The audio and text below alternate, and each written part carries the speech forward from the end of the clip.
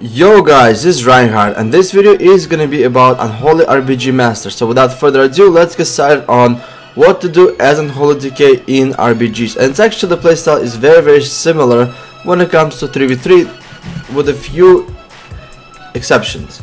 The very first one is for RPGs, the only thing you want to play differently is you want to spec out of Desecrated Ground and put it onto Girlfriend's Grasp, because AoE gripping into Ring of Frost or Solar Beams is just too good. It basically gives you 1 minute cooldown of 8 seconds CC. Like, if you time it well, your Girlfriend's Grasp will be AoE CC if you want it to be. Okay, for the glyphs, I prefer Pestilence, Dancing Decay, and Glyph of Icewind Fortitude. Dancing Decay is really good when somebody is trying to push on your enemy team, and you want to snare them down, AoE wise. And Icewind Fortitude and Pestilence. The reason why I like Dust Advance, because as a Decay, Unholy Decay, you have so much more mobility and so much more enabling uptime, so to say. Now, with that said, those are the talents, those are the glyphs. The playstyle is relatively easy. Unless you're getting trained by some melee cleave, I would go with Unholy Presence. You have a little bit more heals, and believe it or not, but your defensives are not that kind of horrible in RPGs, because mainly you have 3 healers trying to tap you off, and because a lot of healers are already ready for melees to get on you, they actually will heal you up. But when it comes to rotation is again quite a bit of quite a bit of a similarity. So the main thing what you need to do is you need to make sure that you are waiting for your procs. And once you get your procs up, once you get your proc trinket, rune on if I get a rune of Fallen Crusader, I don't know what the hell is wrong with it, come on. And if it doesn't proc, don't worry about it, pop unused trinket and Pestilence around. Pestilence a few times. And use your auto break to apply disease and Pestilence again. What you basically need to do is you need to make sure that you're pestilencing stuff around, because you need that AoE damage. You need that provide a really good spread out pressure as an Unholy Decay, because that's what you are. You're a spread damage pressure master, so to say, in RPGs. But when it comes to a single target damage, what you need to do is you need to connect with your pet on the same target and give the target a few really good necrotics, and with a Soul Reaper. Now when it comes to RPGs, your rotation is a little bit different, because when it comes to Unholy Runes, I rarely use Curse Strikes. Curse Strikes are very inefficient, and if we're swapping on a target, it's usually just really good to pop a Soul Reaper on it. Believe it or not, but Soul Reaper is amazing ability in RPGs. And the fact that there's so much burst going back and forth, there's been so many times when the Soul Reaper would just tip the target below 35% and the Soul Reaper would finish it off before the target had a chance to react. Another main thing about why I prefer Soul Reaper over Curse Strike is because if the target is dying and you pop Soul Reaper on it, it's gonna give you haste effect. More haste means more spread out damage.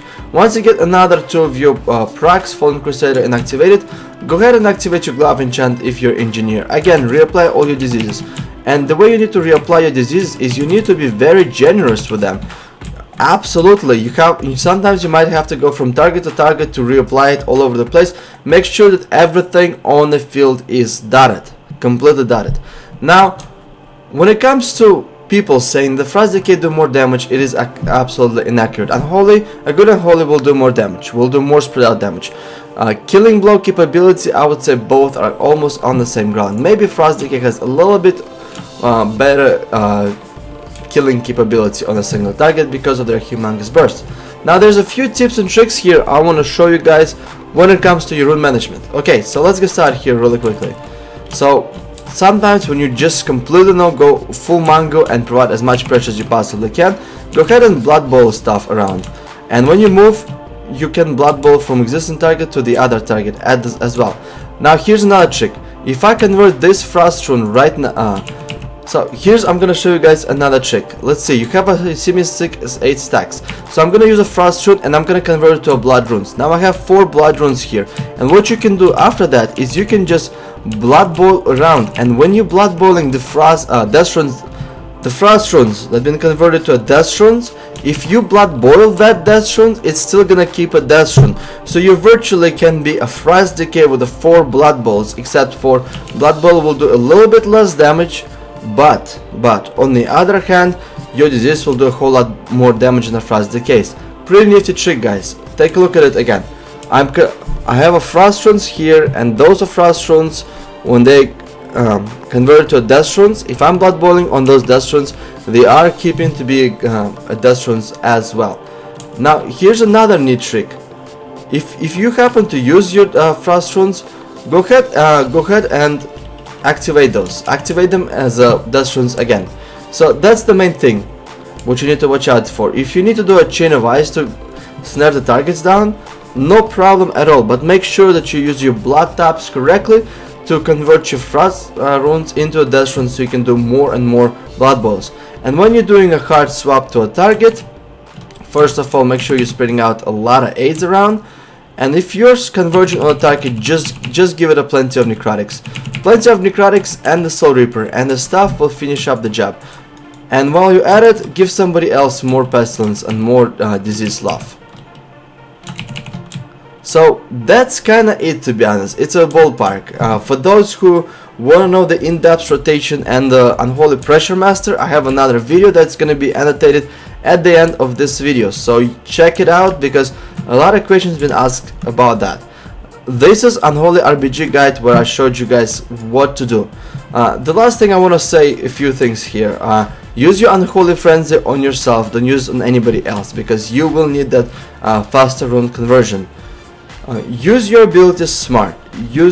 Make sure that you're trying to set up your frost runes for death runes, and when you're swapping them up for the death runes, blood bowl the shit out of people. Sometimes when your procs are falling off, do not blood bowl, because this will refresh disease, and it will refresh your disease that already had a lot of trinket procs and a lot of with Rune of Fallen Crusader to a disease that don't have it, and you actually take a huge dip in damage. So once your procs are gone and the entire enemy team is fully dotted, just go ahead and start necroting for like 10 seconds, and then you can go back up to blood bowl spamming. So that's about it, guys. I'm telling you, Unholy in a really good capable hands will do more pressure than a Frost Decay any day of the week. And because it has a little bit more, a lot more mobility, it also adds up a lot to our survivability. And we have a little bit more utility with our pet via pet stuns and a gargoyle burst. So I think that's about it, guys. Let me know what you think. If you have any questions, please go to the Reddit discussion, and I will try my best to answer your questions on the Reddit. I usually check out the Reddit post, so if you are anxious about have a few questions there, go ahead and post on Reddit and bump it up, guys. Give me some likes. Well, that's it, guys, for the Unholy RBG Master. Hope you enjoyed this video. Thanks for watching, and до свидания.